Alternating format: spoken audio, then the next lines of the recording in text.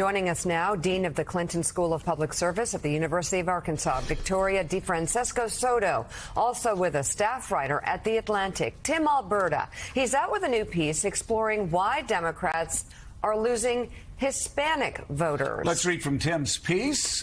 He says, quote, "The left has alienated America's fastest growing group of voters just when they were supposed to give the party a foolproof majority." There are two ironies at work. The first is that it required the presidency of Donald Trump for some Democrats to question their own dogma. Trump is supposed to be uniquely unacceptable to minorities and to Hispanics in particular.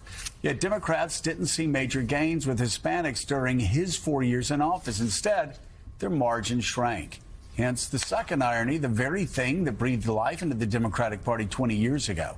The focus on identity and inclusion is making it more popular with white voters and less popular with Hispanic voters. And Tim, let me add to that, black voters, according to Reverend Al Sharpton, who says that he is baffled and his parishioners, wherever he goes, are baffled by some of the more progressive stands the far left takes, even on issues of racial justice. This is something, by the way, that David Shor started warning Democrats about 2 years ago.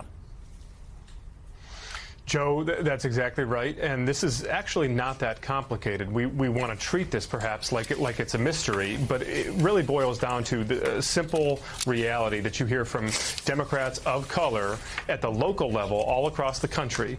They believe that their party has, over the last several years, made a sort of conscious effort to appeal to affluent, upper middle class, often wealthy suburban whites, and to their sort of cultural concerns at the expense of the everyday economic concerns of working and middle class people of color. And it's basically that simple. And this is played out in many different ways all across the country. You see it in the Rio Grande Valley, you see it in South Florida, you see it in the Southwest.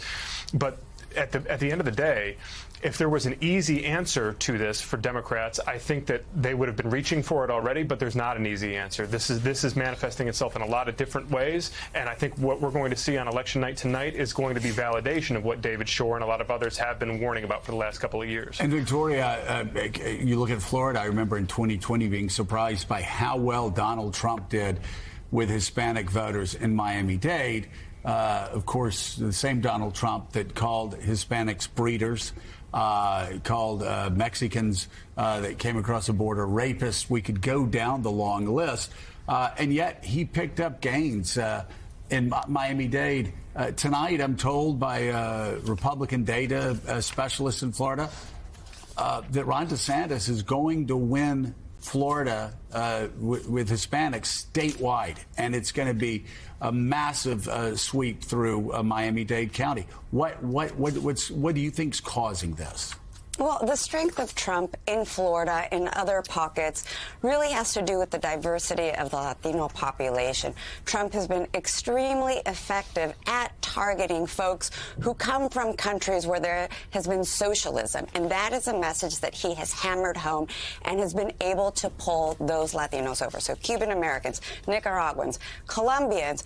But in terms of, Tim's piece of why are we seeing this movement, he does point out that the truth of the matter is that Latinos had been swing voters. We kind of forgot about it, but the truth of the matter is, even going back to 1984, Ronald Reagan saying, hey, Hispanics are Republican, they just don't know it yet. Republicans had started targeting Latinos back in the 80s.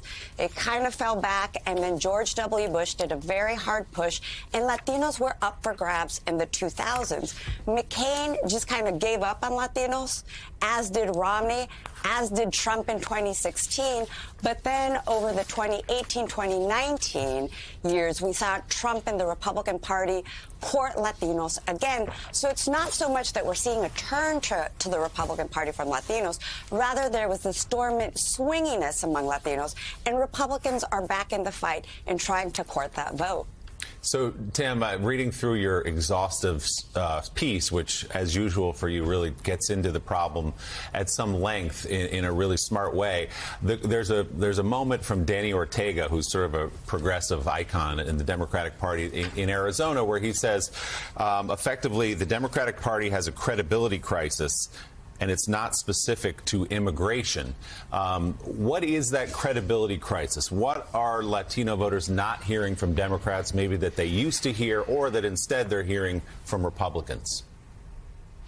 Yeah, Willie, what I heard from Danny Ortega is the same thing I heard from a lot of Hispanic Democrats, again, at the local level all across the country, which is that they are starting to feel like the Democratic Party is sort of manipulating them and sort of using them in ways that maybe they had suspected in years past, but were willing to sort of give them a pass for. But now it's sort of come to a head. They feel like when they hear some of this rhetoric around,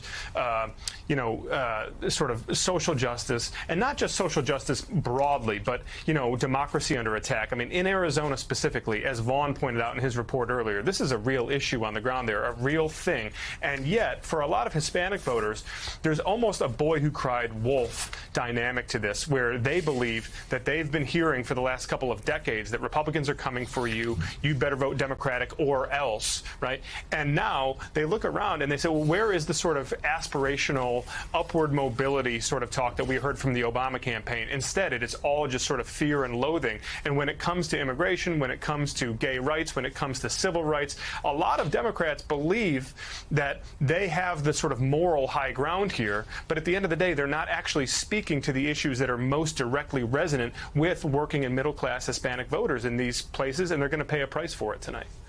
So, Victoria, from that perspective, from Tim's piece and from the segment right here, right now, what have the Democrats done, other than perhaps taking Hispanic voters for granted? What issues that matter most to Hispanics generally have they missed out on? Mike, I think it's the treatment of immigration is one of the weaknesses here, where Latinos are very diverse in terms of their generation. There are some Latinos who literally the border crossed their family, and they are not immigrants themselves. So over the last couple of years, that focus on immigration did not resonate as widely as some in the Democratic Party might have thought. So I think that is one. The other piece is the economics of it. So while reproductive rights matter, and there's been a lot of attention on that over the summer for Latinos, especially working class Latinos, those Latinos with aspirations toward middle class, middle upper class, it shouldn't be to the exclusion of economics. And I think it's been a matter of a focus on reproductive rights, focus on immigration, and forgetting that core economic piece. You can have more than one issue that you're targeting with Latino voters. So I think the trouble is the lack of micro-targeting with these electorates. And the last point is just good old-fashioned direct mobilization. The latest poll that came out from Naleo said that more than 40% of Latinos have yet to be contacted by either party. A couple of points here, Michael.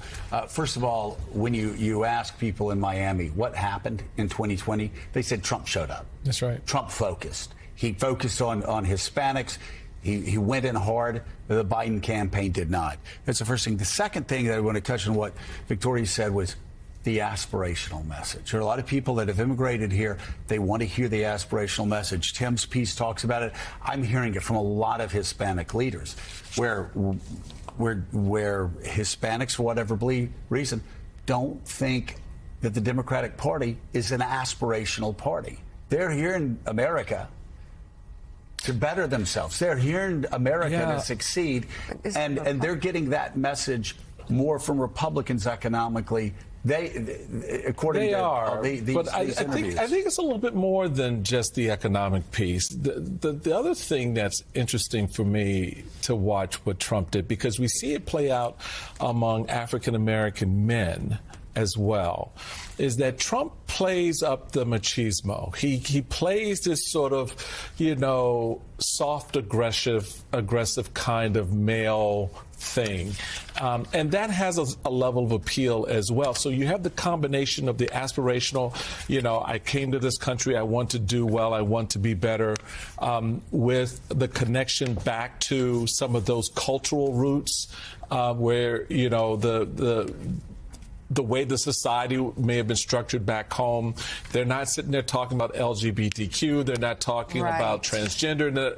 They're not getting into these. So they look at the family unit very differently. Mm-hmm. The Republicans have been able to make that messaging work for them, which is interesting and somewhat ironic when you consider the autopsy of 2012, which was focused primarily on that, which Donald Trump then comes down and 4 years later and goes, well, all Mexicans are rapists and murderers. We're going to build a wall to keep them out.